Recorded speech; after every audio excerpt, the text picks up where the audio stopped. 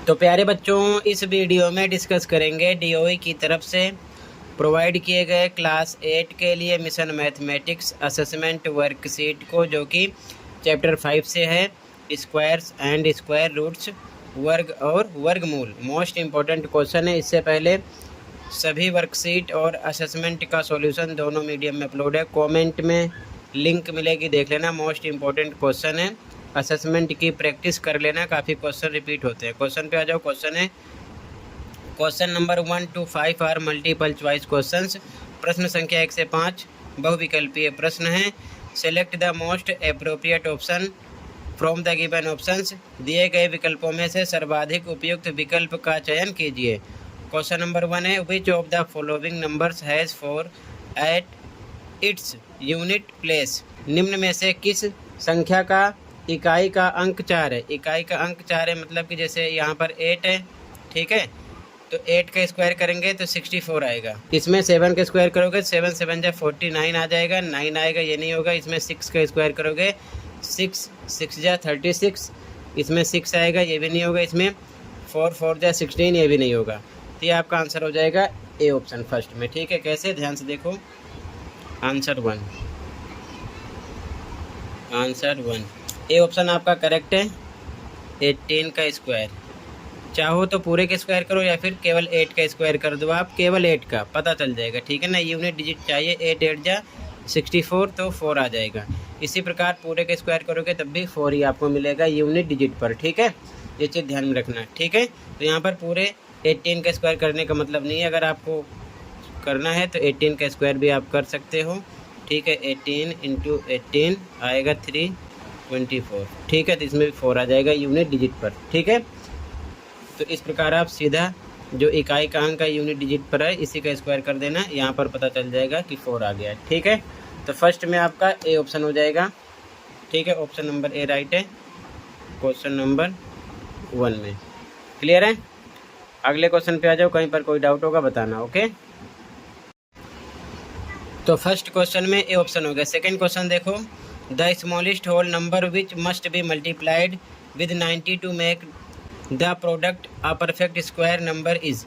वह सबसे छोटी पूर्ण संख्या जिसको 90 से गुणा करने पर गुणनफल एक पूर्ण वर्ग संख्या बन जाएगा होगी। तो 90 का निकाल लो एलसीएम, ठीक है। आंसर 2 देखो, सबसे पहले हम निकालेंगे एलसीएम कितने का, 90 का, ठीक है। तो पहले 2 से कट करेंगे, आ जाएगा 45, फिर 3 से कट होगा आएगा 15, फिर 3 से कट होगा 5, फिर 5 एकम 5।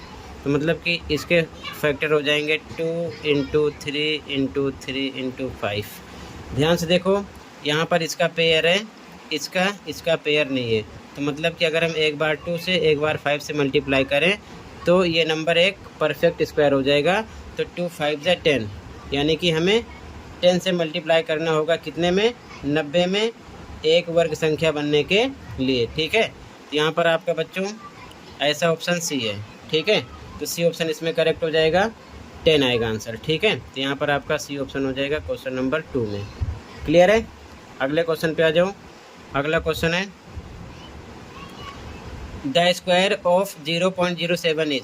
0.07 का वर्ग है, वर्ग निकालना है, ठीक है। आंसर थर्ड देखो, आंसर थर्ड 0.07 का वर्ग यानी स्क्वायर के लिए हमें इस प्रकार से स्क्वायर लगाना पड़ेगा, ठीक है। तो इसका आप डबल टाइम करोगे मल्टीप्लाई, ठीक है।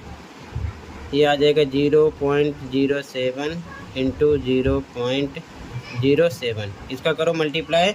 जब आप मल्टीप्लाई करोगे जाएगा 0.0049, ये आएगा, ठीक है।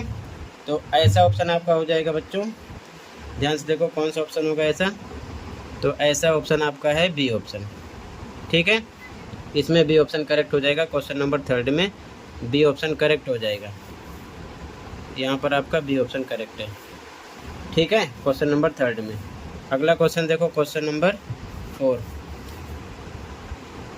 The number of natural numbers lying between 9 square and 10 square is. 9 का स्क्वायर और 10 का स्क्वायर के बीच प्राकृत संख्याओं की संख्या है। तो ध्यान से देखो, 9 और 10 के स्क्वायर के बीच में कितनी प्राकृत संख्याएं हमको पता करना है। तो आंसर नंबर 4 देखो, सबसे पहले 9 का स्क्वायर है, तो यहाँ पर हम 9 का स्क्वायर करेंगे तो आ जाएगा 9 गुणे 9 आ जाएगा 81। फिर 10 का स्क्वायर करेंगे तो आ जाएगा 10 गुणे 10 आ जाएगा 100। इन दोनों के बीच में कितनी संख्याएं हैं, तो अंदाज़ा ऐसे भी लगा सकते हो। 82 से स्टार्ट करना है, 100 तक नहीं, 99 तक आपको काउंट करना है। जैसे कि 82, 83, 84 से लेकर 99 तक 18 संख्याएं आएंगी। ठीक है, दूसरा तरीका ध्यान से देखो, 100 में से 81 को माइनस करो और साथ में एक और माइनस करना है, तो मिल जाएगा आपको 18। ठीक है, तो ये आंसर हो जाएगा। क्लियर है, 18 संख्याएं आएंगी। या फिर आप 81 से आगे नंबर काउंट कर लो, 82, 83, 84 ऐसे करके 99 तक। ठीक है ना, 99 तक।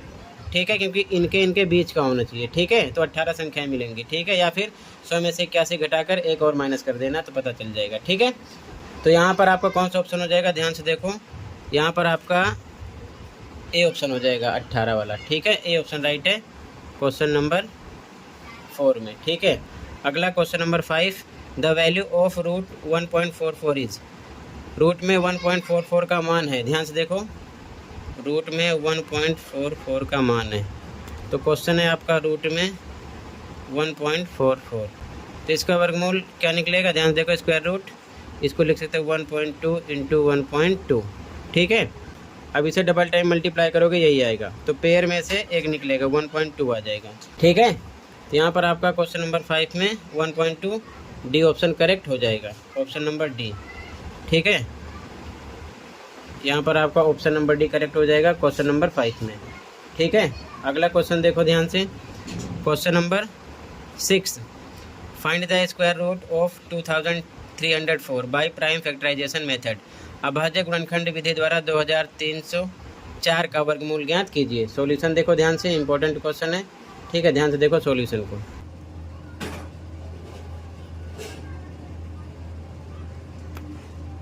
तेईस 104, तो एलसीएम निकालेंगे, पहले 2 से कट करेंगे, कितना आएगा, 2 एकम 2, 2 एकम 2, 2 पंचे 10, 2 दूना 4। ठीक है, फिर 2 से कट होगा, 2 से कट करेंगे, 2 पंचे 10, 2 सत्ते 14, 2 छिक 12। फिर 2 से कट होगा, 2 से कट करेंगे, 2 दूना 4, 1 बन जाएगा 17, 2 अट्ठे 16, फिर 2 अट्ठे 16, इतना आ जाएगा। फिर 2 से कट करेंगे, 2 एकम 2, 2 चौके 8, 2 चौके 8। फिर से 2 से कट होगा, अभी 2 सत्ते 14, 2 दूना 4। फिर 2 से कट होगा, कितने का, 2 3 6, 2 छिक 12, 36 आ जाएगा। फिर 2 से कट होगा, 2 एकम 2, 2 अट्ठे 16। फिर अभी 2 से कट होगा, 2 नीम 18। अब ये 3 से कट होगा, 3 3 9। फिर 3 से कट होगा, 3 एकम 3, यानी कि 2304 बराबर इसके फैक्टर जो बाहर निकले हैं, 2 कितनी बार है, 1 2 3 4 5 6 7 8। तो लिखेंगे गुणे के निशान के साथ, 2 गुणे 2 गुणे 2 गुणे 2 गुणे 2 गुणे 2, कितना हो गया, 2 4 6, 2 गुणे 2, 2 4 6 8, और 3 कितनी बार है, 2 बार है। तो आगे